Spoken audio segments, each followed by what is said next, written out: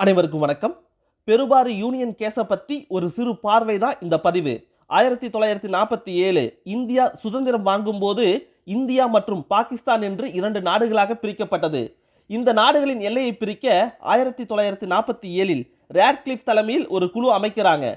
இந்த குழுவில் ஐஎன்சி சார்ந்த 2 பேரும் முஸ்லிம் லீக் சார்ந்த 2 பேரும் நியமனம் செய்யறாங்க. ரேட்க்ளிஃப் எல்லைக்கோட்டின்படி பெருபாரி கிராமம் இந்தியா வைத்திருந்தது. ஆனா எல்லை பிரிப்பு ஆவணத்தில் இதை பத்தி குறிப்பிடவே இல்லை.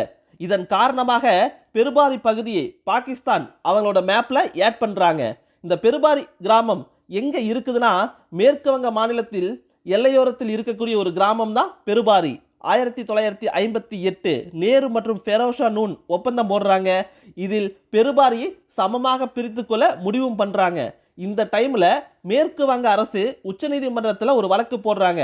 எங்க சம்மதம் இல்லாமல் எங்க ஒரு பகுதியை மத்திய அரசு பாகிஸ்தானுக்கு வழங்கியதாக கூறி 1960 சுப்ரீம் கோர்ட் ஆர்டிகல் 3 கிளாஸ் சியின் படி மாநிலத்தின் எல்லையை மட்டுமே குறைக்க அதிகாரம் உள்ளது, இந்திய நாட்டின் பரப்பினை குறிக்க அதிகாரம் இல்லை என தீர்ப்பு.